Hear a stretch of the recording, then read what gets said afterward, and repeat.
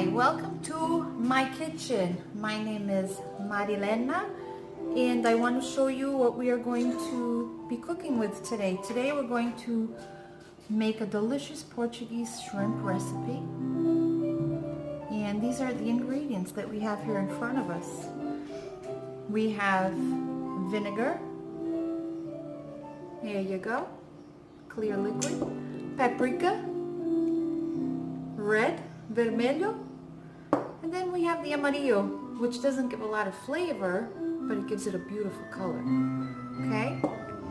We have butter, lemon, bouillon cubes, which we love to cook with. Portuguese people love to add a little flavor. Over here I have some spinach, known as spinach in Portuguese. And I'm going to show you a quick sauce that we will make on the side. Okay, but for now, I'm going to cut up my garlic. Okay? And I have all my utensils out. I'll be honest with you, I've never done that before.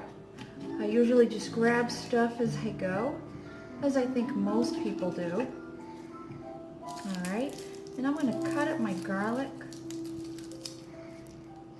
in little chunks. I'm not using the best knife in the world, but this is the knife I love to cut my garlic with. And I'm not making any excuses. You know how you just have a favorite tool?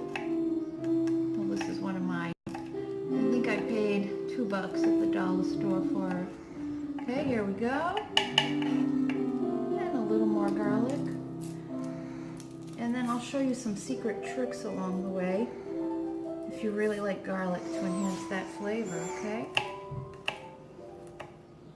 Alright. I'm going to take that, throw it on my pretty pan here. I'm going to take about 2 tablespoons of butter. It's really nice and mushy. Can you see that? I'm going to take that little paper out. That does not belong there. And I'm going to lightly brown this garlic. And here's my butter. It's going to melt down. I'm adding a little bit of olive oil. Extra virgin. I prefer to cook with extra virgin olive oil. I may add some more along the way. And look at my pan. Look at this cute little vintage pan. My mother-in-law just gave me this a couple days ago.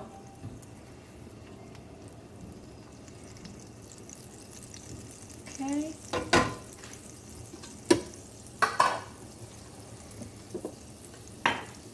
Okay, that's turning a nice color, full of flavor. I'm going to add just a little more olive oil.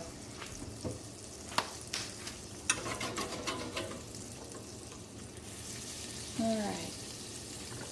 Ready? Okay, I'm using a medium shrimp with the skin on. Alright. I'm just going to load up this pan. And just let it cook.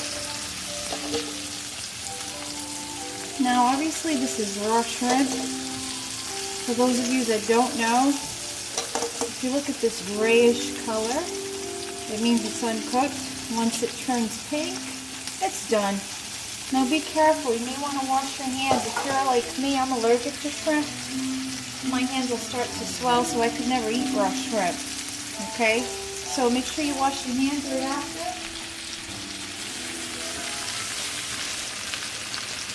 And voila, that's done. My shrimp is cooking. Alright, so I want to show you what other ingredients I'm going to use. I'm going to add a beer.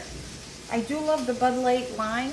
It already has that lime flavor in it, and I find it a very mellow beer to work with, and it makes a delicious sauce. I use this in a lot of my cooking, so here you go. Okay, and I'll use most of this bottle, about 3/4 of the way, and then I save myself a sip because I love this beer. Yep. See how it's turning all pink and pretty? That's what I want. Okay, it's cooking.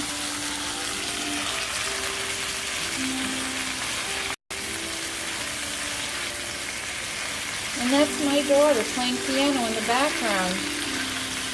She's so talented. Doesn't get it from me though, gets it all from Dad. And that's okay.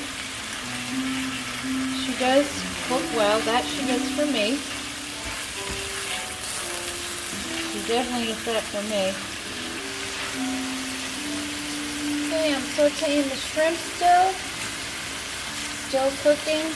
This browning really gives it that nice little bit of flavor. Okay, now we're going to pour in the beer. That's about a cupful. You can leave that on high. Let it cook on high. Oh, there's my little bit. I'm going to finish that off. Oh, very good. I'm going to let that boil. And as that's boiling, I'm going to add in a bouillon cube. This is a tomato-based and chicken-based bouillon cube. It's going to give it a good base, some color, and some flavor. Okay.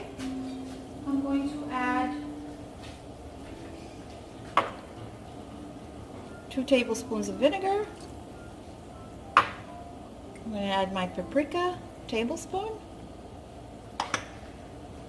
And I am going to add the amarillo, which is yellow food coloring, to give it that beautiful yellow color that I love.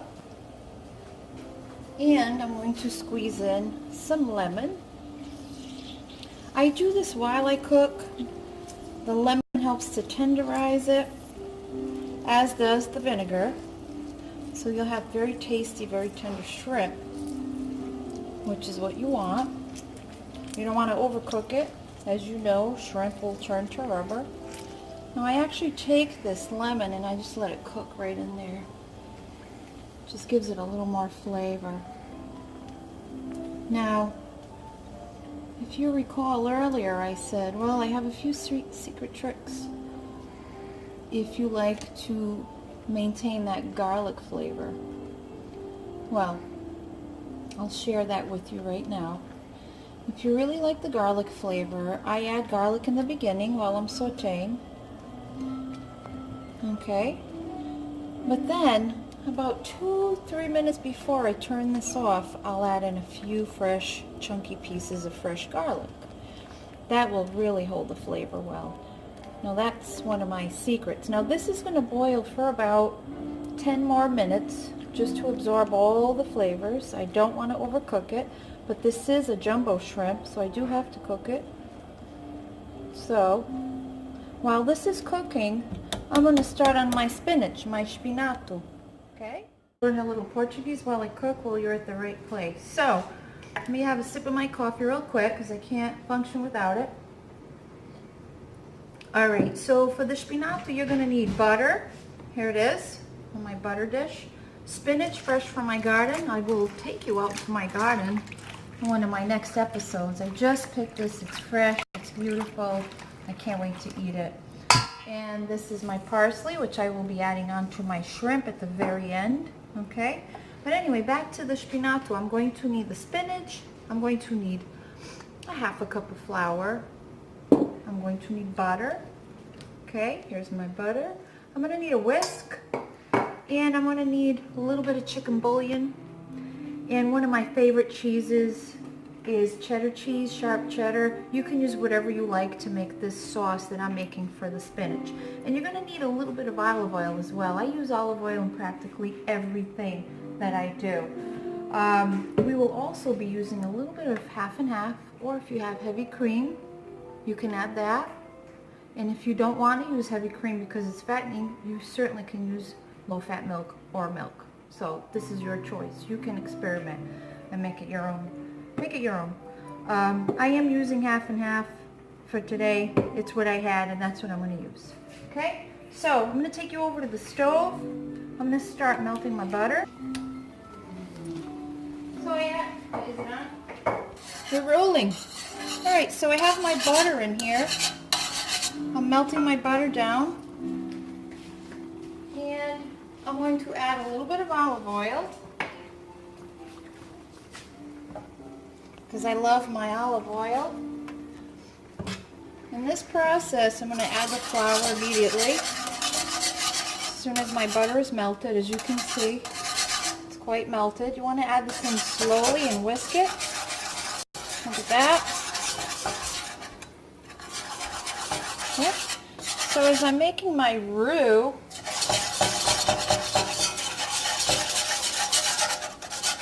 I'm going to slow down on the flour, and I'm going to start adding in my chicken bouillon, and I'm going to lower the heat.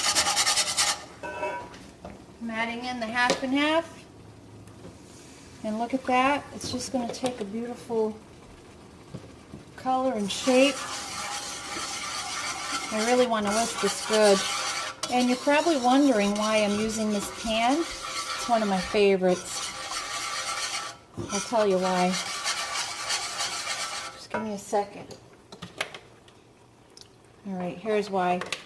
I've done a comparison on this pan and on one of my other expensive pans. And I've made meatballs and made sauce.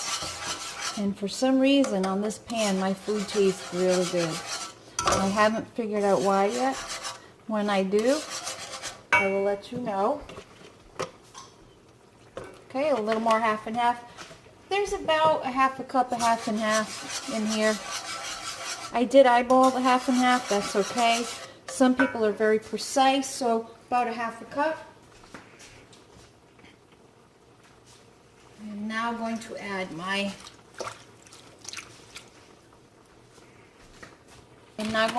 the cheese. Not a lot of cheese, just a little bit for color and flavor.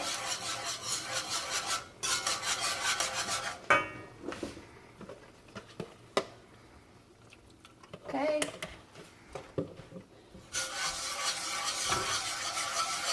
I'm going to add just a little bit of water to that. And I'm adding water just to kind of cut down on the fats and make it a little runny. Okay.